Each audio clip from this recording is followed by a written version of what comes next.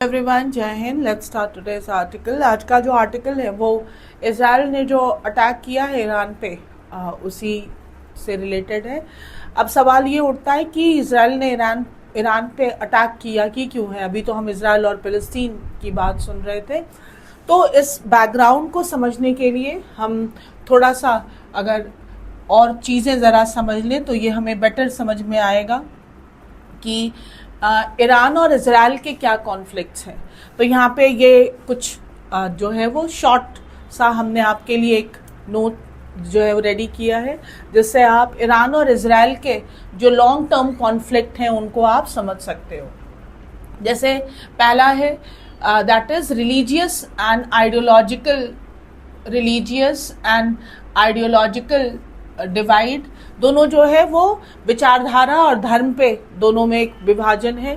Iran शिया Islamic theocracy और Israel Jewish state, दोनों में जो एक धार्मिक जो एक विभाजन है वो बहुत ही ओबियस सा है। Number 2, Iran rejects Israel existence and calls it a Zionist regime. जो ईरान है वो शुरू से ही थोड़ा जो है पैलेस्टीन का एक सिंपैथाइजर रहा है और वो इजराइल का जो है स्टेट का जो एक अधिकार है, पोजीशन है, उसको नकारता है और कहता है वो जियोनिस्ट रिजीम है। और this has led to deep rooted hostility since Iran 1979 Islamic revolution. और 79 के ही रिवॉल्यूशन के बाद से दोनों की हॉस्टिलिटी जो है वो बनी हुई है। Number 2, support to anti Israel group.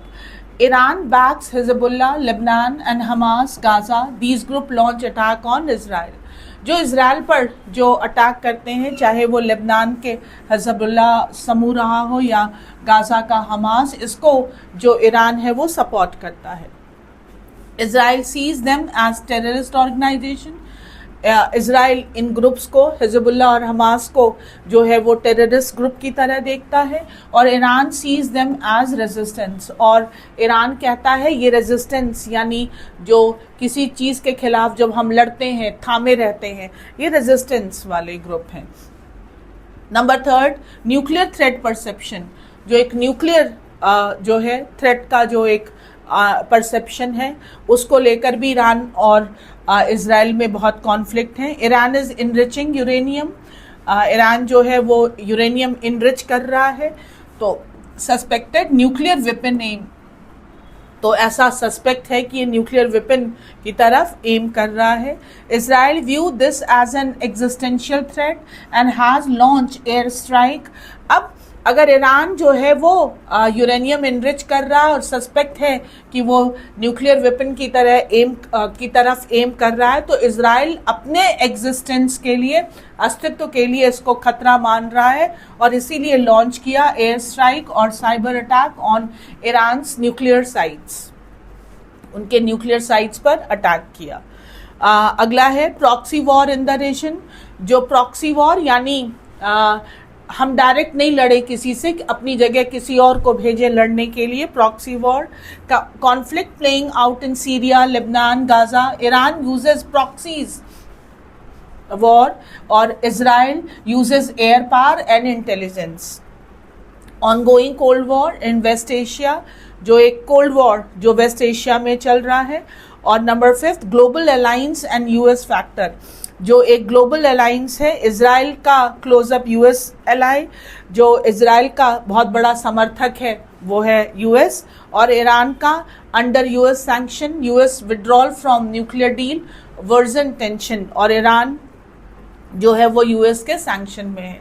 तो ये कुछ चीज़ें हैं जो हम एक मोटी तौर पर समझ सकते हैं। हालांकि इतिहास बहुत ही लंबा है ईरान और इजराइल के कॉन्फ्लिक्ट का जो है, लेकिन ये मोटी हैं कि क्या है दोनों की क्या समस्याएं हैं। तो जो इससे हमें समझ में आता है कि इजराइल को ऐसा लगता है कि ईरान है वो हिजबुल्लाह और हमास को जो सपोर्ट करता है, और इसीलिए उसका जो न्यूक्लियर वेपन अगर जो है वो सक्सेसफुल हो गया जैसा वो सस्पेक्ट कर रहे हैं, तो वो इजराइल के लिए एक एग्जिस्टेंशियल क्राइसिस होगा।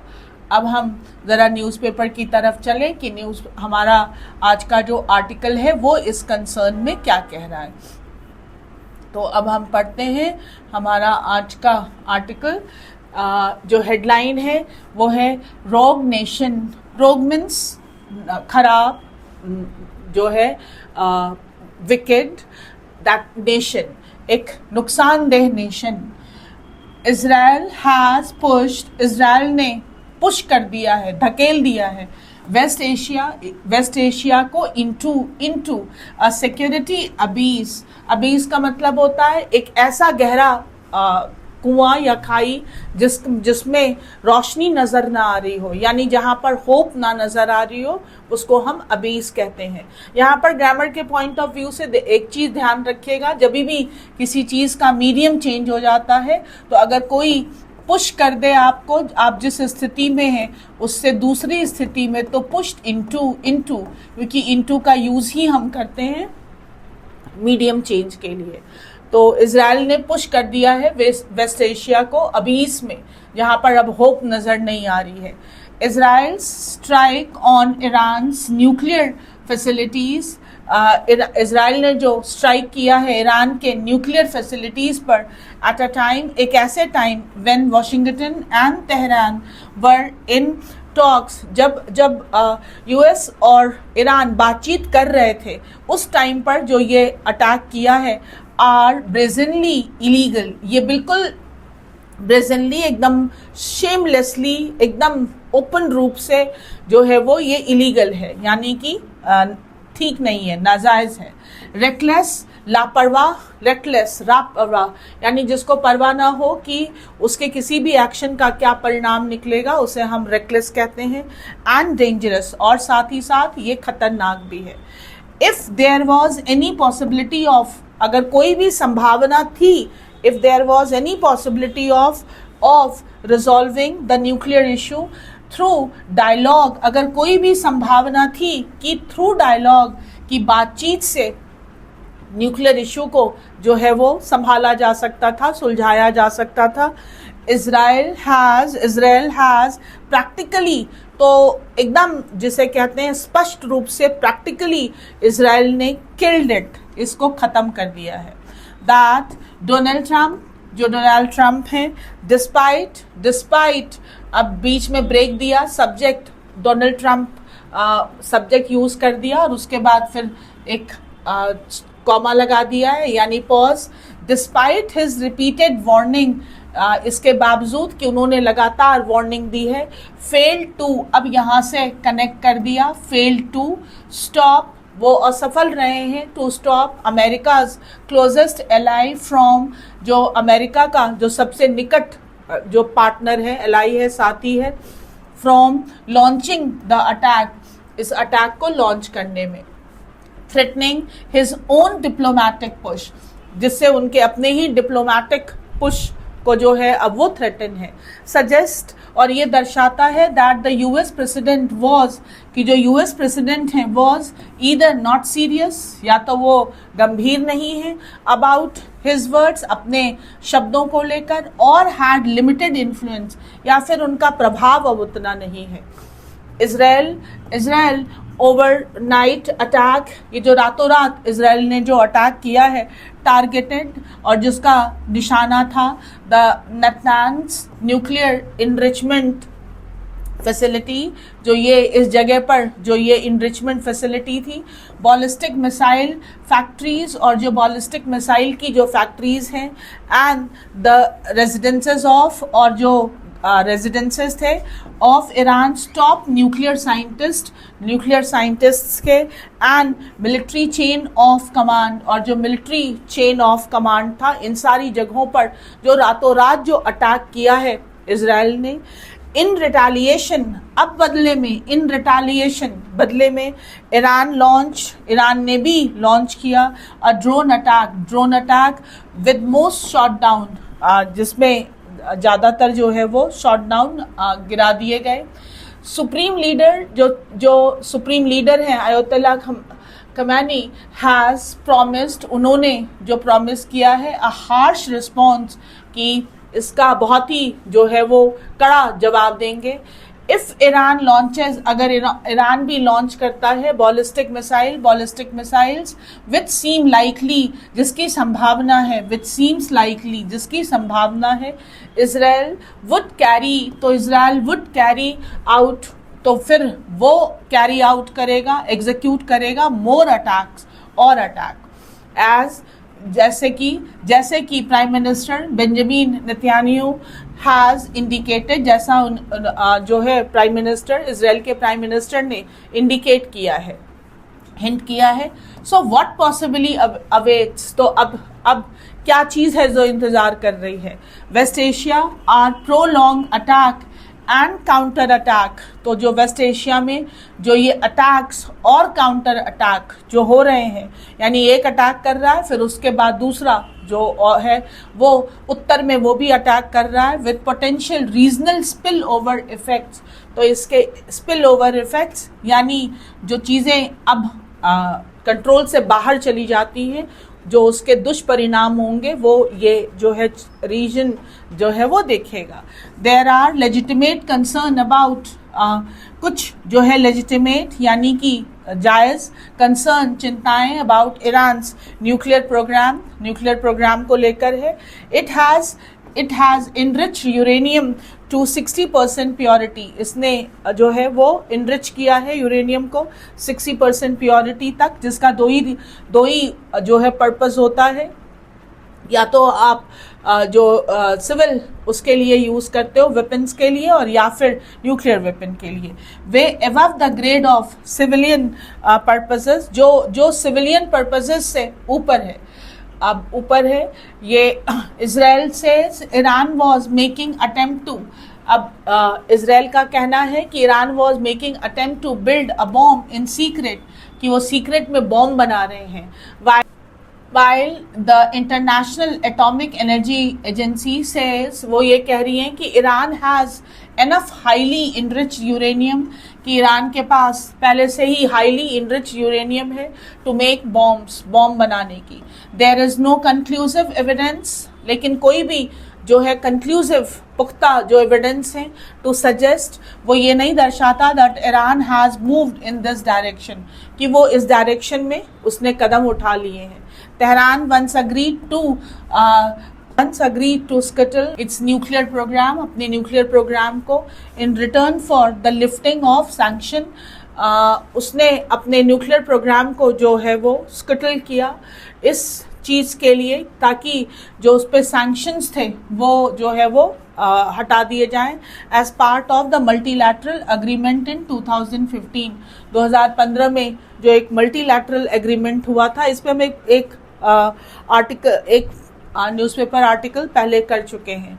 But it was Trump who sabotage the agreement, तो और इस अग्रीमेंट को सबोटेज खत्म किसने किया था? डोनाल्ड ट्रंप जी ने. And when mister Trump in his second term offer dialogue the Iranian, और जब उन्होंने जो है सेकेंड टर्म में जब ट्रंप ने ऑफर किया बातचीत के लिए, तो इरानियन सीज्ड इट, तो इरानियन ने उनको सीज कर दिया, रोक दिया. बट व्हाट ईरान गॉट, लेकिन ईरान को मिला क्या? But what Iran got instead was an attack, तो मिला क्या है? Was an attack on it's nuclear plant, उसके न्यूक्लियर प्लांट्स पर attack. Israel did this as it knew it could get away with any form of aggression. Israel ने इसलिए ऐसा किया है क्योंकि उसे पता है कि वो किसी भी जो कुछ भी करके अपने अग्रेशन से गेट अवे वो बच जाएगा, यानी उसके ऊपर कोई भी प्रेशर जो है, इंटरनेशनल प्रेशर या कोई किसी भी प्रकार का दबाव नहीं पड़ने वाला है, थैंक्स टू, और इसके लिए हम किसको थैंक्स बोलें? To the US military, political and diplomatic support. Why Israel is becoming so audacious or so bold? Because of US का जो backup है, military, political, diplomatic support. Israel has behaved like a rogue nation ever since the October 7 attack by Hamas. Israel जो है वो behave करता रहा है एक बदतमीज या जिसे कहेंगे हम नुकसानदेह नेशन की तरह अक्टूबर 7 से, जब से हमास ने अटैक किया था, attack by Hamas. It is facing allegation, अब इस पर आरोप है of committing genocide after its destruction in Gaza, कि इस पर अब आरोप है कि ये एक खास जिनोसाइड का मतलब होता है किसी एक पर्टिकुलर जो है वो आप किसी नस्ल या किसी जाति या किसी समूह पर अगर हम जो है वो अत्याचार या किलिंग करते हैं, that is called genocide. After it destruction in Gaza that has killed over 54,000 Palestinian, जब यहाँ पर 54,000 पैलेस्टीनियन को जो है वो मारा जा चुका है। It routinely bombs Lebanon despite a cease fire, और ये एक रूटीनली निरंतर जो है बॉम्ब गिराता रहता है लेबनान पे, जबकि सीज फायर हो चुका है विद हिजबुल्लाह के साथ। इट हैज कार्व्ड अप मोर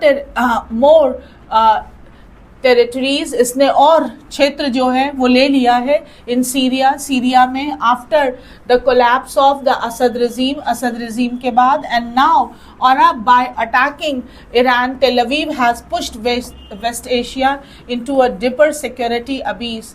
तो अब जो है अब इस अटैक से इजराइल ने पुश कर दिया है वेस्ट एशिया को एक बहुत ही गहरे खाई में।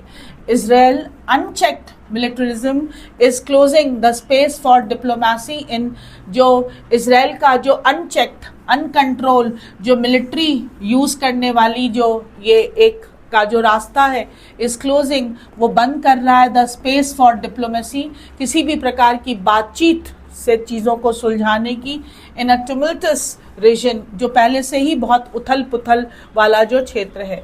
If the conflict spill over into the gulf waters and kingdom, अगर ये पूरा कॉन्फ्लिक्ट जो है ये और स्पिल ओवर, अगर ये और फैला गल्फ वाटर्स में एंड किंगडम्स में, यानी और जो मिडल ईस्ट वाला एरिया है अगर इसमें फैला, इट वुड बी कैटास्ट्रॉफिक, तो ये विध्वंसकारी होगा फॉर द ग्लोबल इकोनॉमी के लिए, स्पेशली फॉर इंडिया, खासकर भारत के लिए, whose millions of citizen work and live in the region, जो यहाँ पर जो है वो उस क्षेत्र में रहते हैं। इंडिया के लिए भी बहुत बड़ी प्रॉब्लम है कि क्योंकि यहाँ के मिलियन वहाँ पर काम करते हैं। There must be an immediate coordinated international effort, तुरंत एक कोऑर्डिनेटेड सहयोग से इंटरनेशनल एफर्ट होना चाहिए टू रेन का मतलब control in the Jewish state, ये जो जूइश स्टेट है इजराइल की बात कर रहे हैं, and reboot diplomacy to restore stability in West Asia, और तुरंत डिप्लोमेसी यानी कूटनीतिज्ञ यानी बातचीत से एक स्थिरता लाने की कोशिश करनी है वेस्ट एशिया में।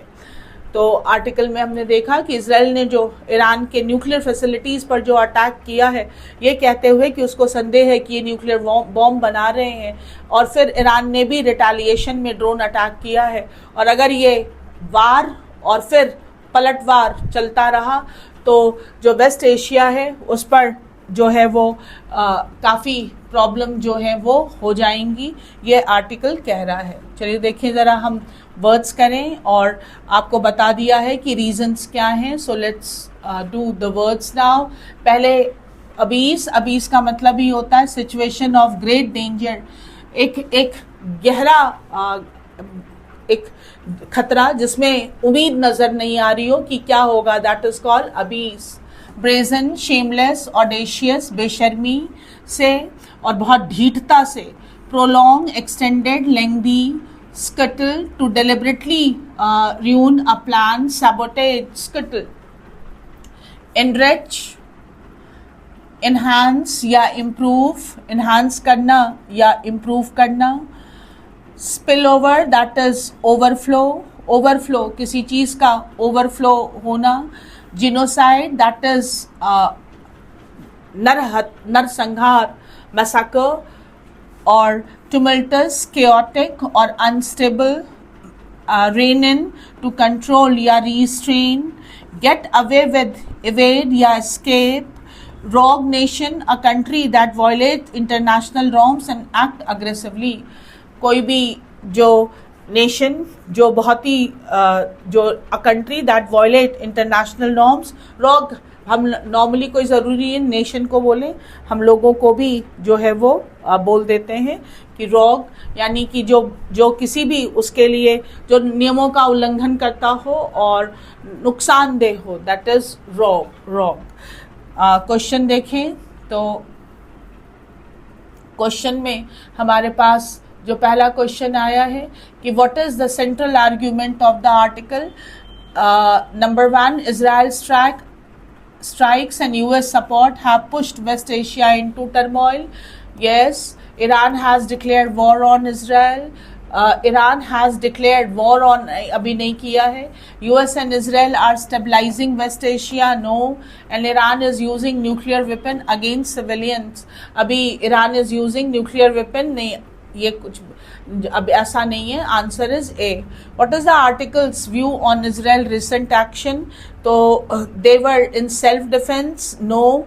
Justified retaliation for Iran's threat, no. Reckless and encouraged by US support, yes.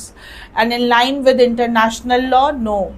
According to the article, what led Iran to restart its nuclear program? IAEA's recommendation. According to the article, what led Iran to restart its nuclear program? No.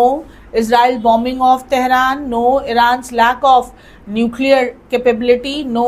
Trump's withdrawal from the 2015 agreement? Yes. Answer is D. Passage कर लीजिएगा।